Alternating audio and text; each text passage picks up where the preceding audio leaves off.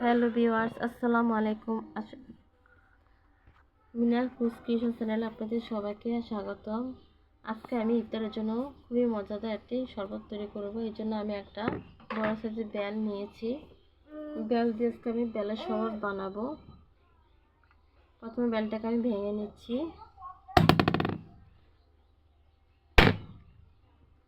এর মধ্যে ফাটিয়ে নিচ্ছি আমি। বেলটা আমার ভেঙে গেছে, এখন আমি ভাগ করে।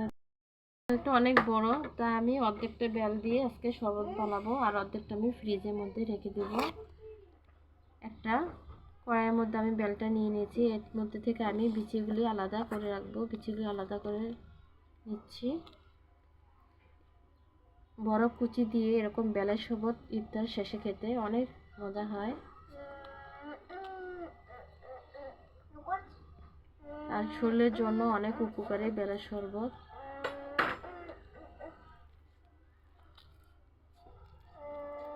বিচিগুলি আমি আলাদা করে নিচ্ছি।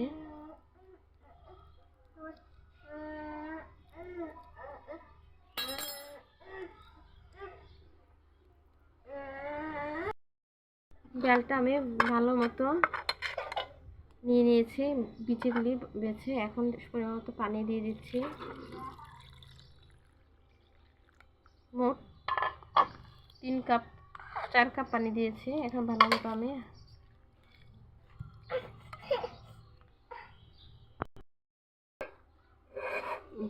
আমি বেলটাকে ভালো মতো হাত দিয়ে কষলিয়ে ভালো পানির সাথে মিশিয়ে নিচ্ছি।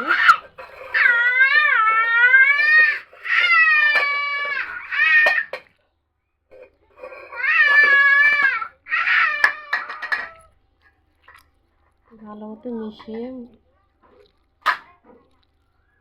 আঁশগুলি আমি ছেঁকে নেব একটা ছাঁকনি দিয়ে।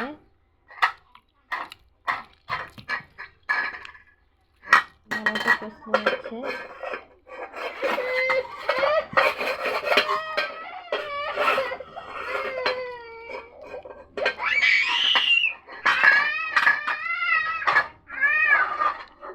বাবা আসতেছে, যাও। ছেলেটা অনেক বিরক্ত করতেছে। বেলের রসটা আমি একটা ছাঁকনি দিয়ে ছেঁকে নিয়েছি। এখন আমি পরিমাণ মতো চিনি অ্যাড করব।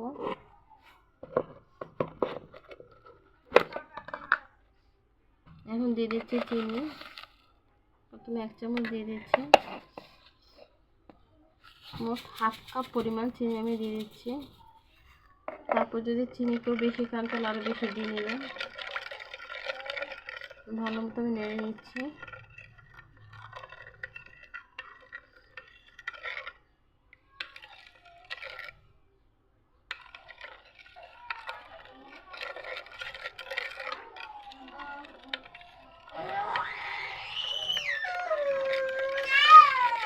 তৈরি হয়ে গেছে আমার বেলের শরবত। এখন এটাকে আমি একটা গ্লাসের মধ্যে সার্ভ করে দেব।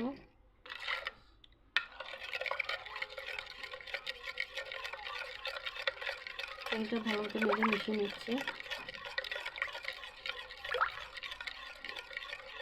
ছোটো বাচ্চাদেরকেও বেশি বেশি বেলের শরবত খাওয়াবেন, তাহলে ওদের অনেক শরীরে উপকার হবে।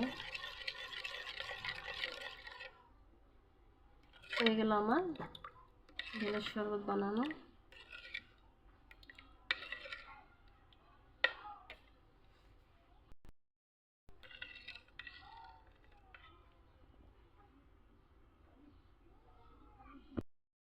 বেলের শরবতটা আমি একটা মগের মধ্যে সার্ভ করে দিয়েছি। এখন এটার মধ্যে যে যখন খাবে ইফতারের সময় বরফ কুচি দিয়ে নিব। আপনারাও বাসায়ভাবে বেলের শরবত বানিয়ে নেবেন। আজকে এই পর্যন্তই। সবাই ভালো থাকবেন। আল্লাহ হাফেজ।